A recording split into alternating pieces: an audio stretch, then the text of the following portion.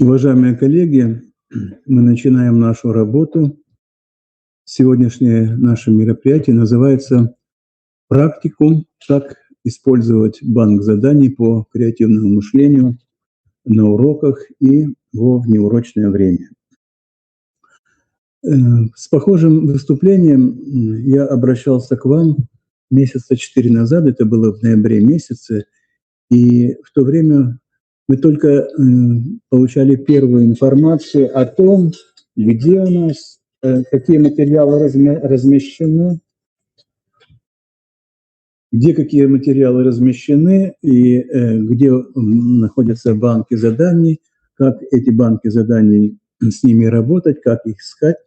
За это время много чего изменилось, и в рамках настоящего практикума я хочу показать о тех новых моментах, которые мы сейчас имеем, и то, что мы можем использовать в нашей практике при подготовке уроков, при подготовке внеурочных мероприятий.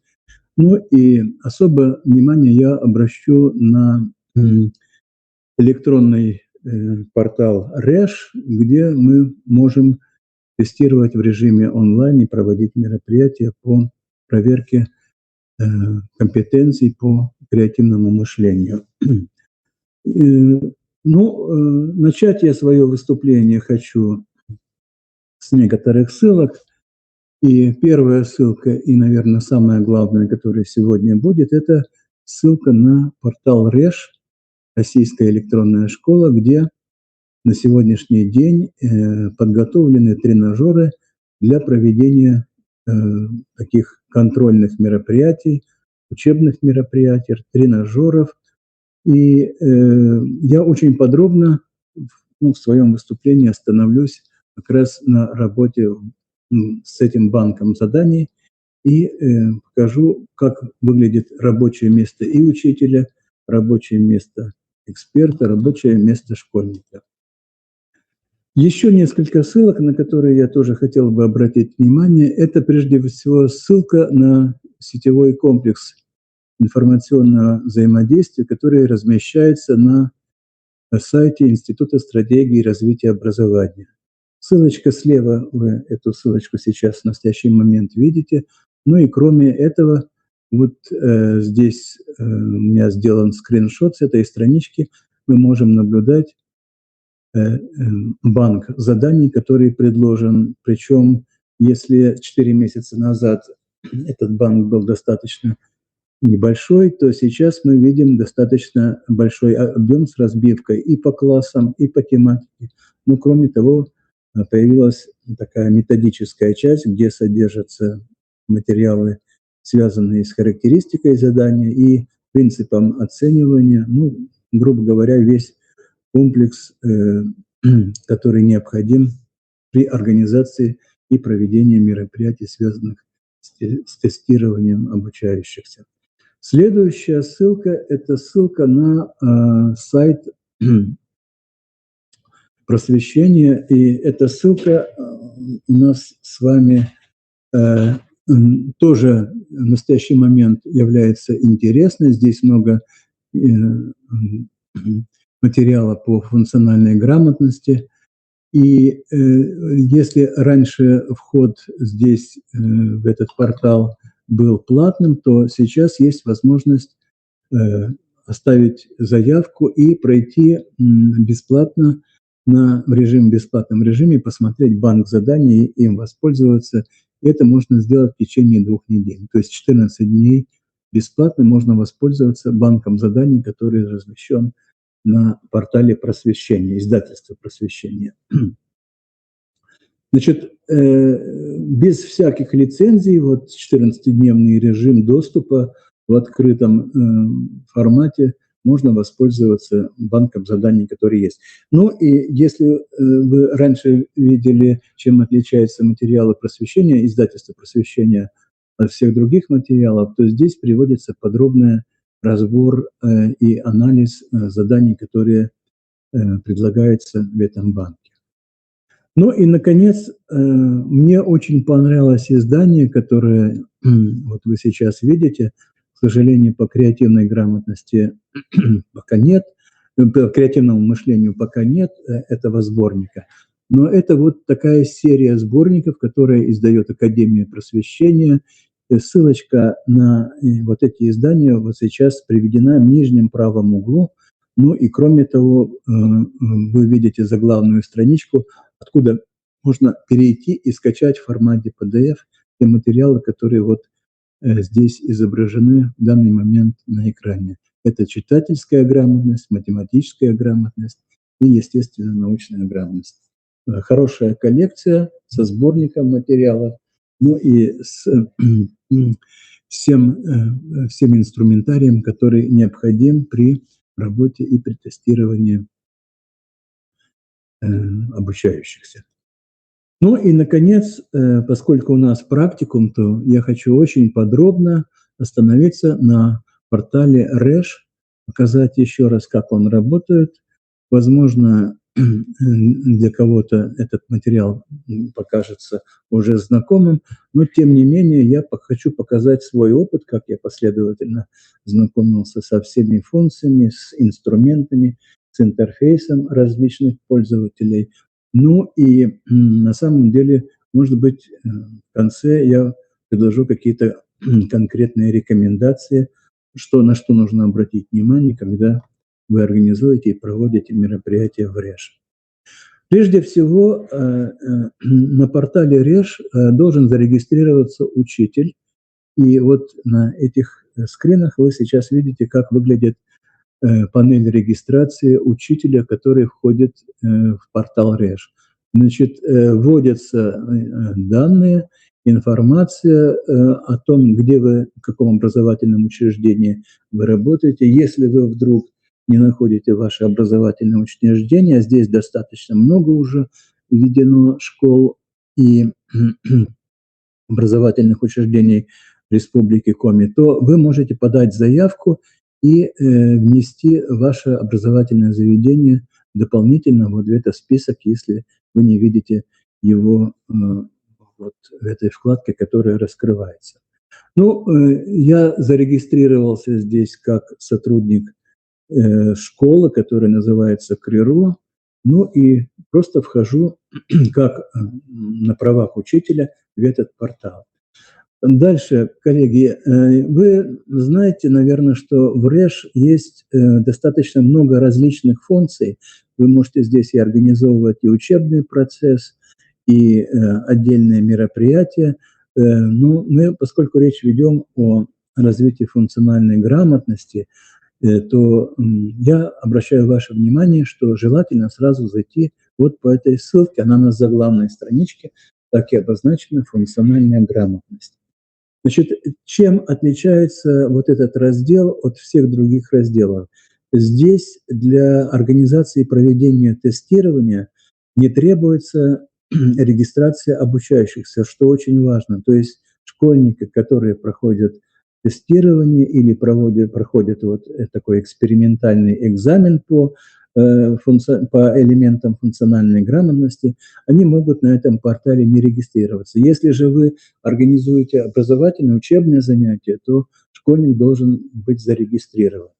Значит, итак, предположим, что мы решаем задачу организовать и провести тестирование обучающихся по каким-то элементам функциональной грамотности. Ну, в основу будет положено креативное мышление как компонент функциональной грамотности, но, как правило, все функции и по другим компонентам функциональной грамотности портал работает совершенно одинаково.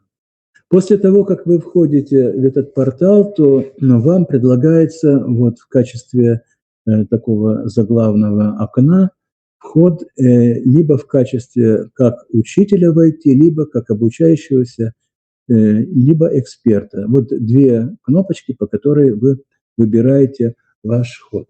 Ну, мы к этим кнопочкам будем еще раз возвращаться, а пока мы поставили себе задачу организовать тестирующую оболочку и провести тестирование обучающихся какого-то из своих классов.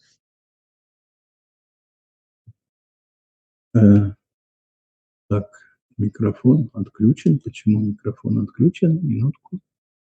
Давайте разбираться. Нет, микрофон включен. Раз, два, три, четыре, пять. Все в порядке должно быть. Что-то информация у меня появилась, что отключен микрофон. Раз, два, три, четыре, пять. Меня слышно. Раз, два, три, четыре, пять.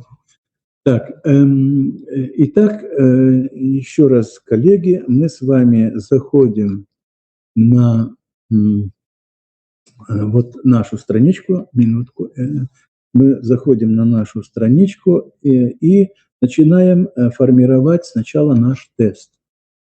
Так, сейчас я открою презентацию свою еще раз, да, значит, и пролистаю ее. Значит, вот на заглавной страничке мы выбираем роль учителя. Естественно, фиксируем себя под тем аккаунтом. Минутку. Сейчас, значит, я опять должен остановиться и демонстрацию экрана включить своего. Так. И вы здесь видите, так, вы сейчас видите заглавную страничку, где вы входите как учитель, который организует демонстрацию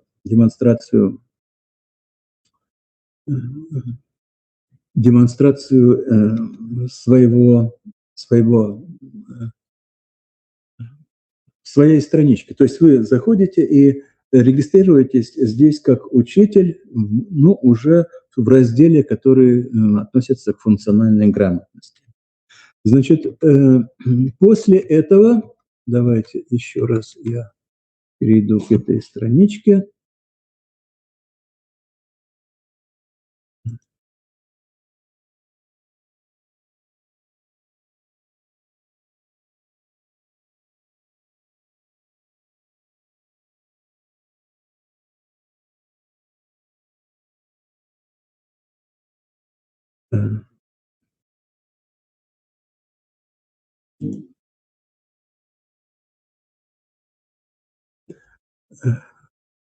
Итак, мы входим на страничку регистрации на портале РЕШ «Функциональная грамотность», вводим свои данные вот здесь, как учитель.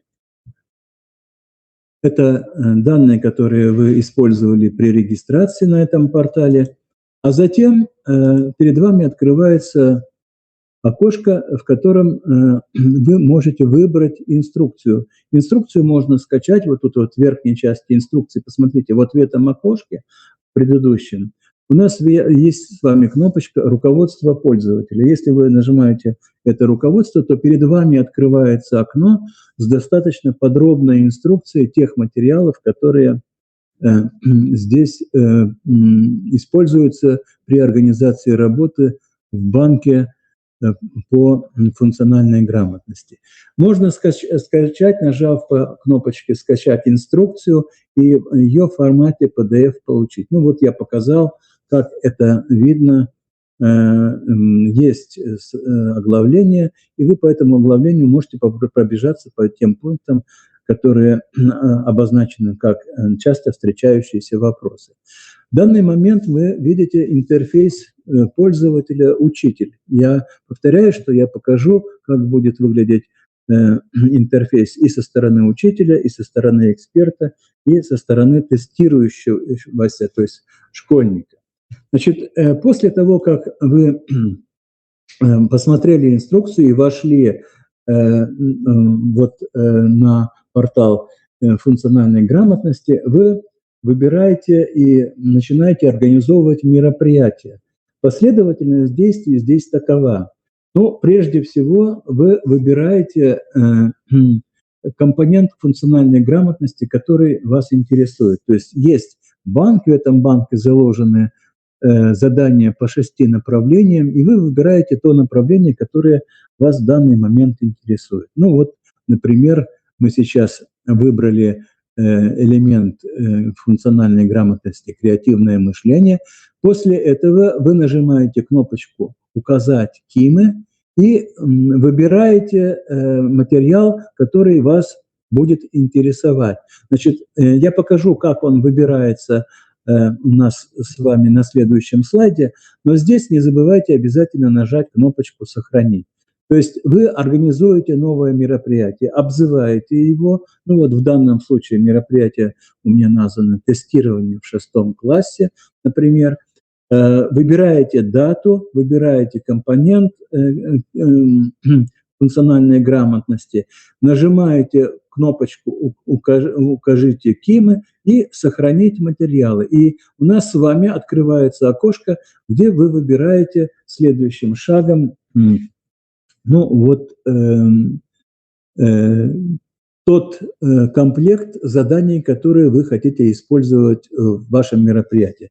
Открывается, посмотрите, вот такое вспомогательное окно, то есть после того, как вы нажмете кнопочку «Выбрать КИМИ», «Избрать КИМИ», то у вас вот такое дополнительное окошко открывается, и вы здесь можете выбрать тему соответствующего комплекта заданий, класс соответствующий. Ну, если вы определились с классом, то из соответствующего класса выбирайте компонент.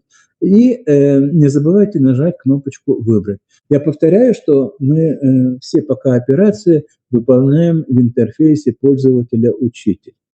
Значит, после того, как выбрали вы КИМы, контрольно-измерительные материалы, нажимаете кнопочку «Выбрать», и перед вами открывается следующая возможность. Вы можете добавить класс. Нажимаете кнопочку «Добавить класс» и определяете количество участников, которые будут в вашем классе присутствовать. Значит, здесь это все также делается в интерфейсе учителя.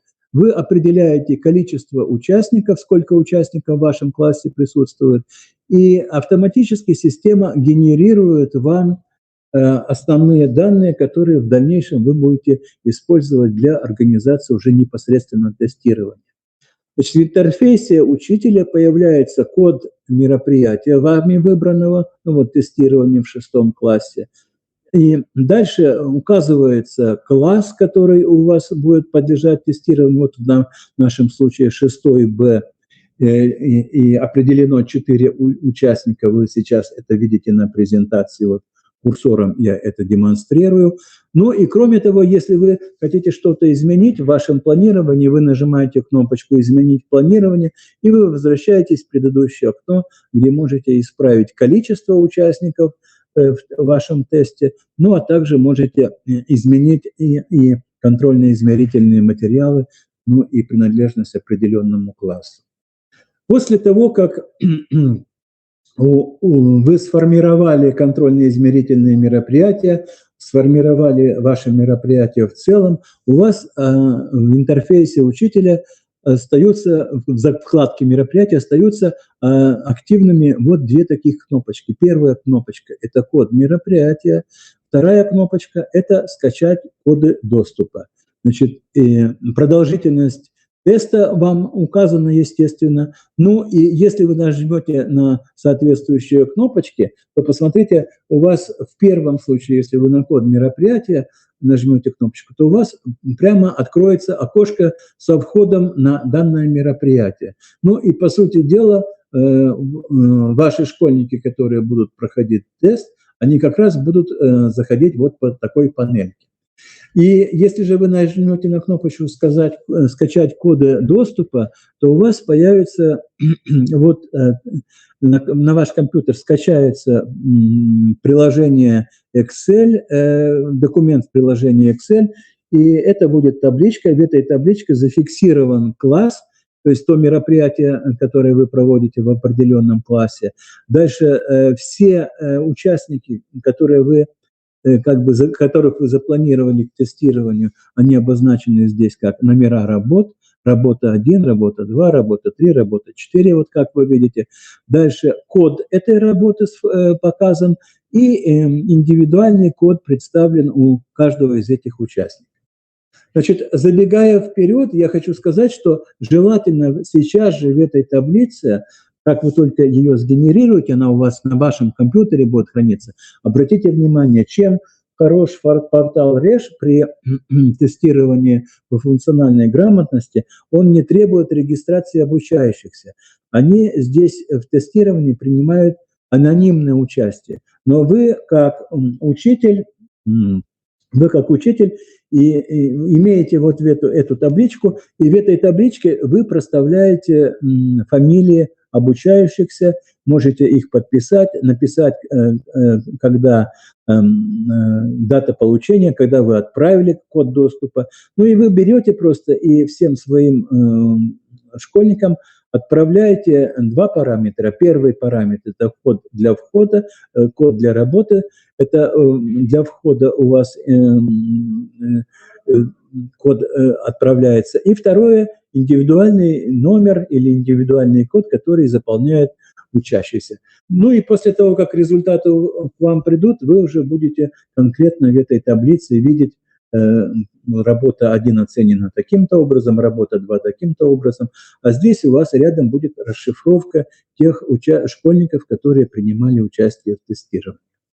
Теперь давайте обратимся к участнику, к интерфейсу пользователя, который называется учеником. То есть что происходит? Вы своим учащимся отправляете два компонента их аккаунта. Первое – это код работы, но обратите внимание, код работы у всех одинаковый в классе, и индивидуальный код учащегося. Значит, и просите зайти обучающихся на портал РЕШ. Они входят и выбирают вход как обучающийся, войти как обучающийся, заходят в раздел функциональной грамотности, код обучающегося, и перед ними открывается вот такая панель с требованием ввести данные. Ну, данные они вводят из той таблицы, которую вы отправили, то есть они заполняют код мероприятия, ну и свой персональный номер или свой персональный пароль, по которому они получают доступ к соответствующему тесту. Значит, открывается интерфейс ученика в таком виде. Значит, вот в данном случае у меня мероприятие называется «Пробный экзамен», 6 заданий, дается 40 минут, а ученик видит после входа вот такой экран, нажимает кнопочку «Приступить к выполнению». Ну, дальше здесь все зависит от того, какой класс и какой тест выбран, какое мероприятие вы составили, какие контрольные измерительные материалы вы для себя определили. И обратите внимание, здесь вот в таком режиме перечислены задания. Вот, например, для модели, которую я создал, предложено 6 заданий. И перелистывая, нажимая вот по этим кнопочкам горизонтально в верхнем меню 1-6, школьник, который проходит тест, будет переходить от одной задачи к другой задаче. Можно, в принципе, прыгать, но желательно здесь все-таки задания выполнять последовательно, потому что некоторые задания предполагают, что предыдущее задание тоже уже выполнено, и оно опирается на некий текст, который использовался в предыдущем задании. То есть желательно последовательно двигаться, ну вот как это показано на стрелке вверху, где стоит переключатель между заданиями. 1, 2, 3, 4, 5, 6 заданий в данном случае вот в тех измерительных материалах, которые предлагаются. Счетчик времени здесь стоит. Ну и переходя по каждому из этих заданий, ученик заполняет свои ответы, и после того, как он все ответы заполнит, он должен будет нажать вот на эту кнопочку «Завершить тест». Ну, на следующем слайде, посмотрите, показано после того, как будет выглядеть окошко после того, как он нажал кнопочку «Тест пройден», и как он будет видеть оценки, которые он предварительно получил. Дело в том, что есть вопросы с открытой формой ответа, есть вопросы, которые предполагают однозначный ответ или несколько ответов из списка. Вот эти ответы, которые связаны с открытым ответом, то они проверяются отдельно экспертом. Ну, экспертом, я скажу чуть позже, может быть и тот же учитель, который тест этот сформировал, либо может быть независимое, нейтральное третье лицо, которое будет смотреть, как обучающиеся выполнили тот или иной тест. Но в любом случае, после того, как тест пройден, вот, и нажата кнопочка «Завершить тестирование», у обучающегося открывается вот такое окошко, где указан предварительный балл. Это как раз балл за те задания, которые предполагают безальтернативный ответ, то есть ответ либо в виде один из списка, либо несколько из списка. Ну и после того, как вот красным цветом указаны еще те вопросы, которые предполагается, что будут оценены экспертом. Теперь давайте вернемся к интерфейсу учителя и еще раз посмотрим, как происходит завершающий этап, то есть этап проверки работы или экспертизы. Значит, я еще раз открыл страничку интерфейса для учителя, пользователь в данном случае учитель, и хочу показать, как определяются сначала эксперты, ну а потом панель экспертов тоже продемонстрирую. Значит, посмотрите, вот здесь в панели учителя, когда вы входите в конкретное мероприятие, есть две вкладочки. Первая вкладочка называется «Проведение», вторая называется «Эксперты». И вы активируете именно вкладочку «Эксперты», у вас появляется возможность добавить экспертов. Ну вот на моей картинке вы видите, что у меня добавлено 3 эксперта. На самом деле экспертом может быть либо сам учитель. Если вы хотите, чтобы у вас был эксперт независимый, то есть какое-то третье, четвертое лицо, и может быть даже несколько экспертов, вы можете создать целый пул экспертов, вот как в моем случае это сделано. Значит, если вы организуете мероприятие во всем образовательном учреждении, либо вы организуете это мероприятие в параллели, вот в этом случае в рамках своего образовательного учреждения вы можете организовать пул экспертов и выбрать несколько экспертов по параллелям, например, или по вариантам, или по задачам. Это дело ваше, вы определяете вот ту команду экспертов, которая будет проверять вопросы с открытым ответом. Значит, эксперты могут быть, повторяю, независимыми, они могут быть не обязательно из этого же образовательного учреждения, и вход экспертов тоже предполагается без всякой регистрации. Значит, после того, как вы назначили эксперта, вот кнопочка «Добавить эксперта», она позволяет несколько экспертов сюда в команду ввести. После того, как эксперты назначены, вы можете нажать кнопочку «Скачать код доступа», и посмотрите, на ваш компьютер скачивается очень похожая таблица электронная, выполненная в формате в Excel, где перечисляются все эксперты, код работы, кстати, код работы, он точно такой же, как у детей, которые проходят тестирование, и индивидуальный код эксперта. То есть у вас уже хранится теперь на вашем компьютере, как у учителя или у организатора тестирования, две таблицы. Первая таблица – это таблица с обучающимися и с их кодами. Вторая таблица – это таблица с экспертами, ну и тоже их входами. Теперь давайте посмотрим, как будет выглядеть интерфейс и как будет выглядеть порядок работы эксперта. То есть я обращаю ваше внимание, что вы опять заходите на портал РЭШ, выбираете свою роль, как роль эксперта, выбрав соответствующее мероприятие, вот я тут вот показывал, мероприятие, вводите пароль так же, как у ученика, и вы попадаете, войдя как эксперт, попадаете на страничку, где интерфейс уже немного будет отличаться, интерфейс эксперта.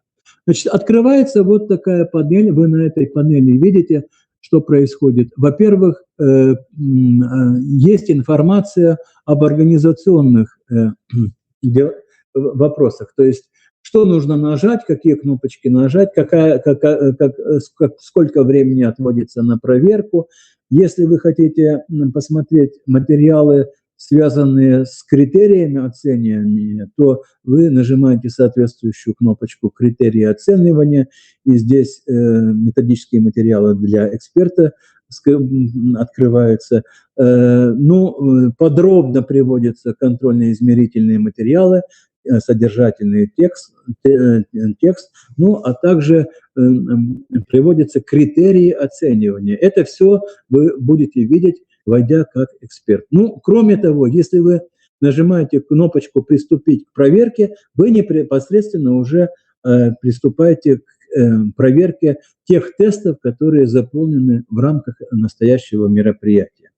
Открывается интерфейс для проверяющего вот в таком виде. Видите, слева у нас с вами, то есть в верхней части экрана, содержатся все контрольно-измерительные материалы, которые присутствуют в рамках настоящего мероприятия. То есть подробно приводится текст задания справа, а слева результаты ответов. То есть это так, как ребенок ответил на вопросы, которые были поставлены ему в результате теста.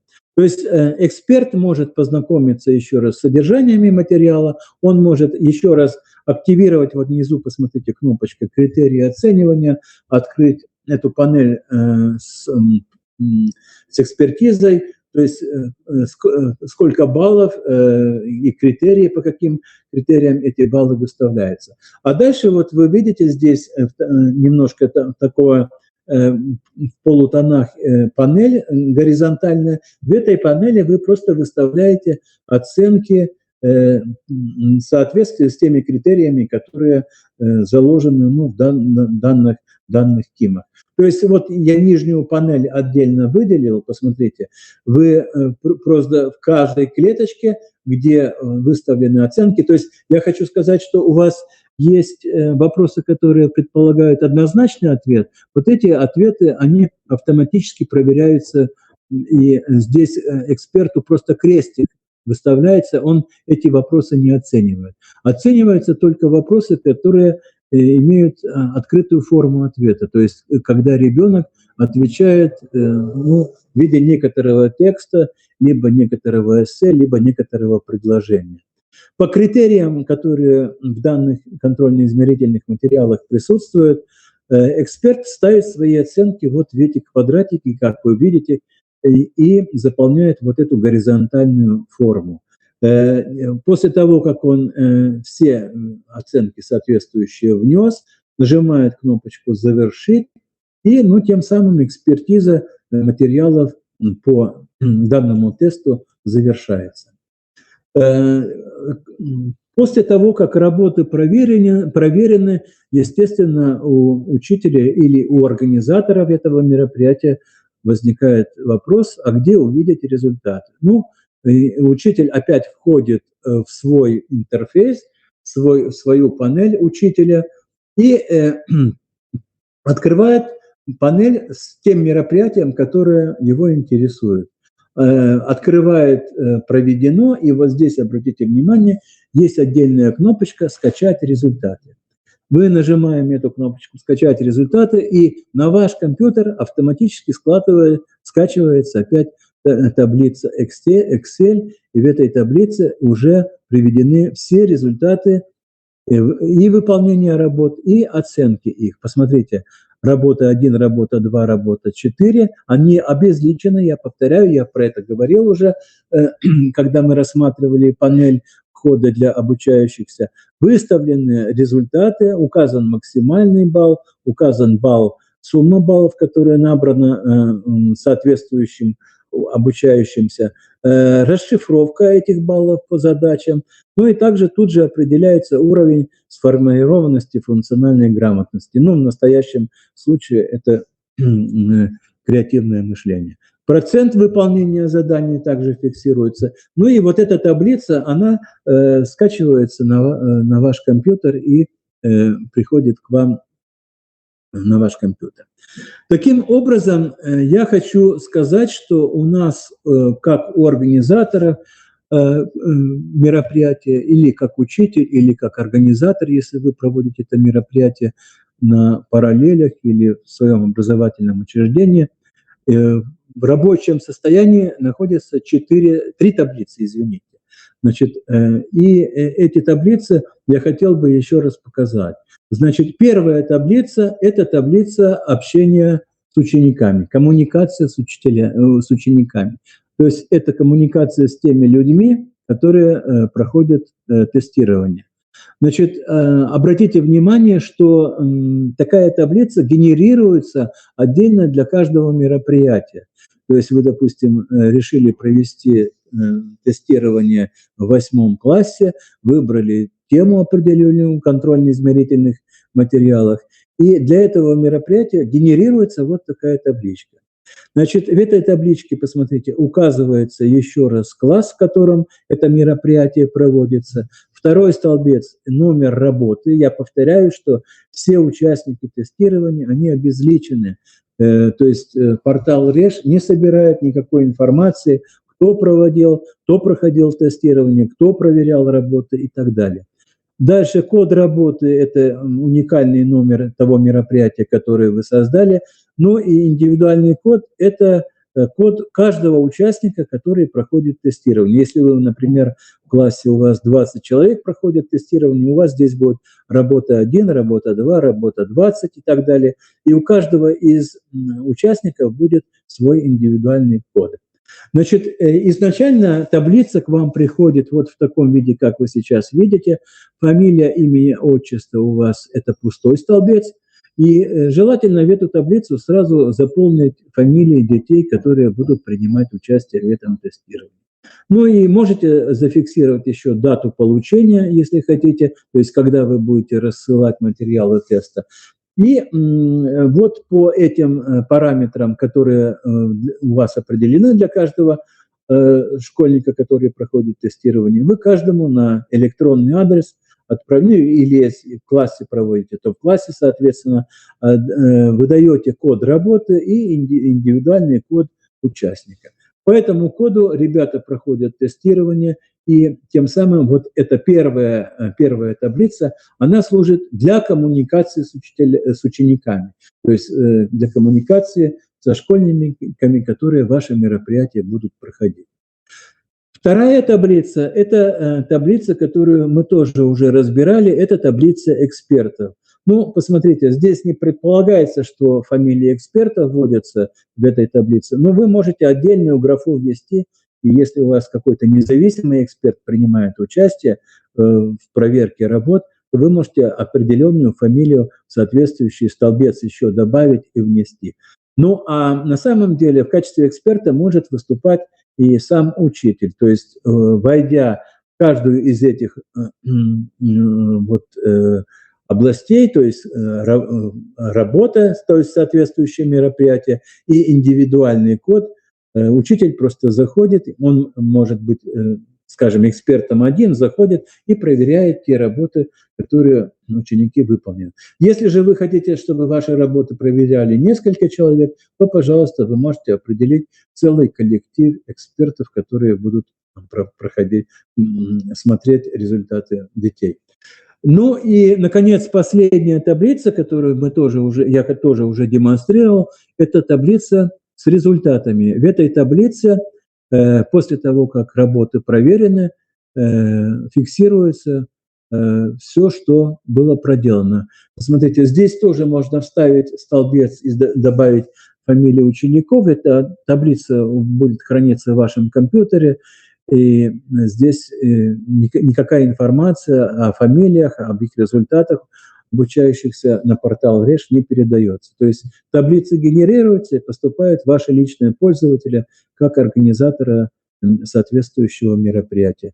Указываются все параметры вашего мероприятия, ну и все оценки в том виде, как вы видите, они здесь приводятся. Итак, три таблицы организуются. Первая таблица – это таблица общения с учениками и рассылка приглашений на соответствующее мероприятие, которое вы проводите. Вторая таблица – это таблица для формирования экспертов. Если эксперт один и это вы, то вы просто одного эксперта определяете и присутствуете вот в этой таблице в виде одной строки. Ну и проверенные работы – это тоже таблица. В ней будет столько строк, сколько у вас обучающихся проходит тестирование. Ну вот таким образом у нас с вами организуется работа по проведению мероприятий, по проверке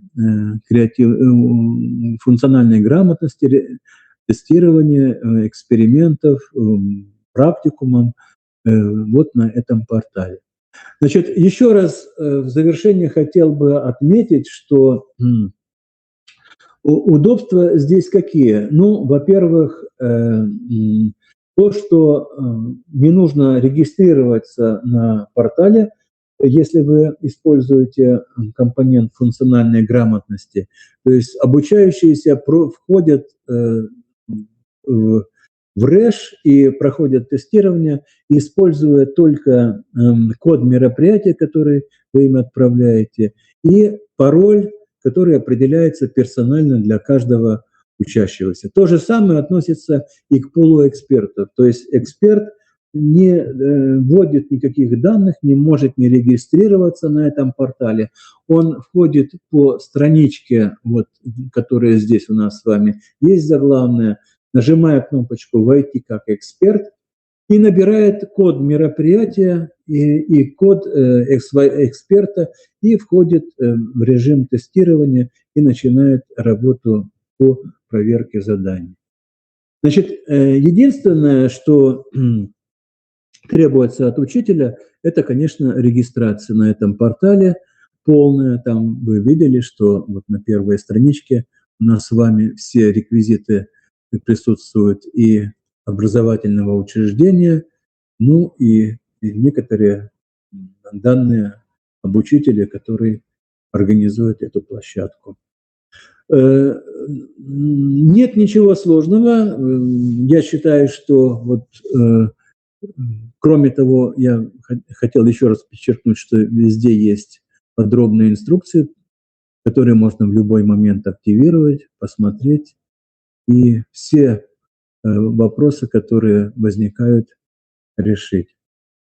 Ну вот, пожалуй, все, на чем я хотел остановиться сегодня. Вы видите адрес электронной почты. Если у вас будут возникать какие-то вопросы, я готов ответить на ваши вопросы, если вы мне напишите на мой адрес электронной почты. Ну и если есть надобность в презентации, то я брошу тоже ссылку на эту презентацию, где, может быть, какие-то кнопочки, какие-то функции вы можете увидеть, особенно ссылки вот на те ресурсы, возможно, где можно также познакомиться с банком заданий и с теми требованиями по разным компонентам функциональной грамотности. Спасибо за участие в нашем мероприятии. Ну и я закрываю тем самым наш практикум. До свидания.